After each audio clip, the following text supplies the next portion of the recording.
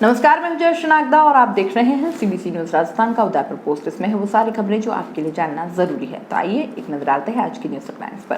पिछोला झील में क्रूज संचालन को लेकर अब कांग्रेस ने शुरू किया विरोध। कहा रद्द किया जाए बीजेपी बोर्ड का आदेश। 24 घंटे में इस साल सबसे ज्यादा 136 नए संक्रमित मिले। लेक सिटी उदयपुर में एक्टिव मरीजों की संख्या बढ़कर 897 हुई। परिवहन मंत्री ने कलेक्टर से कहा मेरे अगले दौरे तक वल्लभनगर की समस्या का समाधान हो जाए, वरना ठीक नहीं होगा।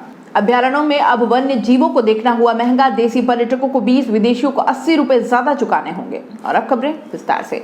उदयपुर के पिछोला झील में उतारे गए क्रूज को लेकर विरोध थमने का नाम नहीं ले रहा है। झील प्रेमियों के साथ अब कांग्रेस ने भी इस मुद्दे पर बीजेपी को घेरना शुरू कर दिया है। कांग्रेसी नेता पंकज शर्मा ने कहा है कि क्रूज का संचालन उदयपुर के झीलों को खत्म कर देगा। ऐसे में बीजेपी के बोर्ड द्वारा लिए गए क्रूज संचालन के फैसले को वापस लिया जाना चाहिए ताकि उदयपुर की झीलें साफ और सुरक्षित रह सके। शर्मा ने कहा कि नगर निगम में बीजेपी बोर्ड द्वारा अगर समय रहते ऐसा नहीं किया गया तो कांग्रेस द्वारा सड़क से सदन तक इस मामले का विरोध किया जाएगा। इससे पहले उदयपुर के झील प्रेमियों द्वारा क्रूज को पिछोला झील से बाहर निकालने के लिए कोर्ट में याचिका भी पेश की जा चुकी है, जिस पर 5 अप्रैल को सुनवाई होगी। क्रूज संचालन के खिलाफ याचिका तेज शंकर पालीवाल ने बताया कि पूर्व में कोर्ट द्वारा आदेशों की अवहेलना कर पिछोला झील में क्रूज उतारा गया है, जिसका भविष्य में संचालन भी होगा, जो कि गैर कानूनी है। ऐसे में निगम द्वारा दिए गए गलत आदेश के खिलाफ हमने याचिका लगाई है, जिस पर 5 अप्रैल को न्यायालय में सुनवाई होगी।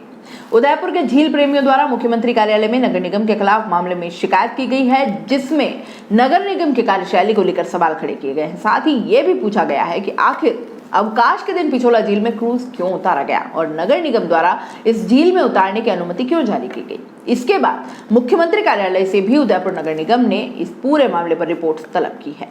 लेक सिटी उदयपुर में कोरोना संक्रमण दिनों दिन बेकाबू हो रहा है। शुक्रवार को उदयपुर में कोरोना वायरस से ग्रसित 136 नए संक्रमित मरीज सामने आए हैं, जिसके बाद उदयपुर में कुल संक्रमित मरीजों की संख्या बढ़कर 13,551 के आंकड़े पर पहुंच गई है। हालांकि इनमें से अब तक 12,523 संक्रमित मरीज स्वस्थ होकर अपने घर लौट चुके हैं। ऐसे में अब उदयपुर में कोरोना के कुल 897 केस एक्टिव बचे हैं, जबकि 131 मरीजों की कोरोना से मौत हो चुकी है।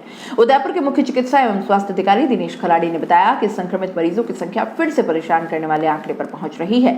ऐसे में हम सबको पहले के मुकाबले और अधिक सजग और सावधान रहने की जरूरत है, ताकि बढ़ते संक्रमण पर समय रहते काबू पाया जा सके। खलाड़ी ने कहा कि शुक्रवार को साल के सबसे अधिक संक्रमित मरीज मिले हैं, जिन्होंने कहा कि बीते कुछ दिनों से कोरोना का ग्राफ देश भर में तेजी से बढ़ रहा है। ऐसे में उदयपुर में ही रोकने के लिए सिर्फ कोरोना गाइडलाइन की पालना ही एकमात्र उपाय है। और यहाँ रुकेंगे एक छोटे से ब्रेक के लिए। ब्रेक के बाद जल्द हाजिर होंगे।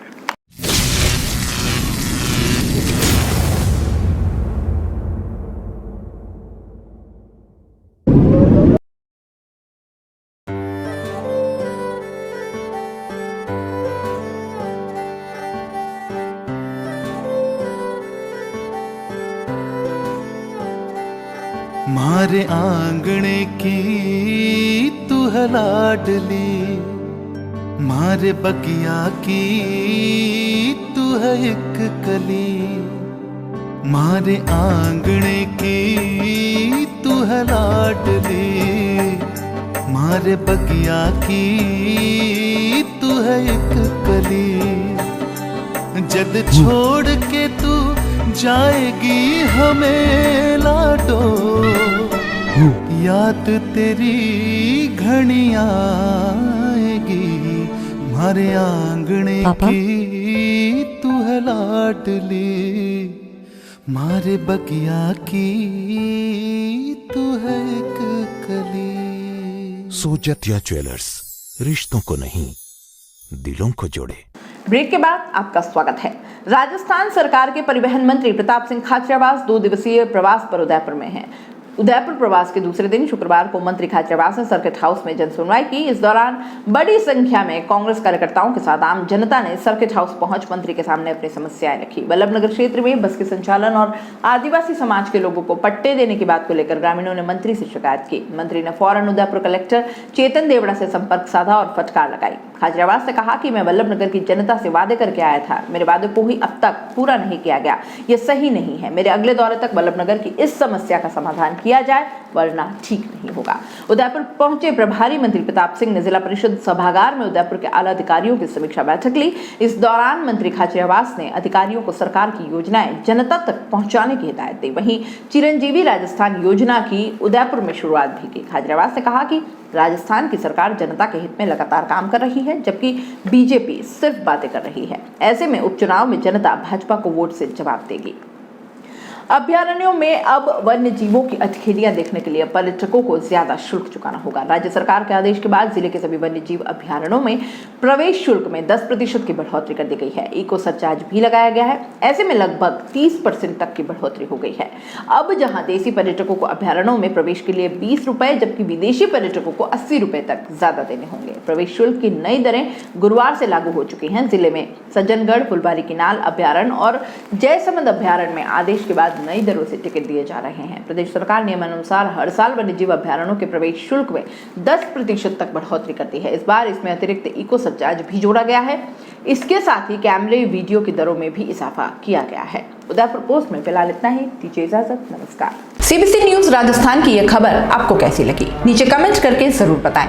अगर आप YouTube पर देख रहे हैं तो सीबीसी न्यूज का चैनल सब्सक्राइब करिए, पास में दिख रहे बेल आइकन को भी दबाइए, ताकि जब भी हम आपके लिए कोई खबर, कोई जानकारी लेकर आए तो सबसे पहले आपके पास नोटिफिकेशन पहुंचे। अगर आप फेसबुक पर देख रहे हैं तो सीबीसी न्यूज का पेज लाइक करिए। अगर आप इंस्टाग्राम पर देख रहे हैं तो आप हमें फॉलो कर सकते हैं।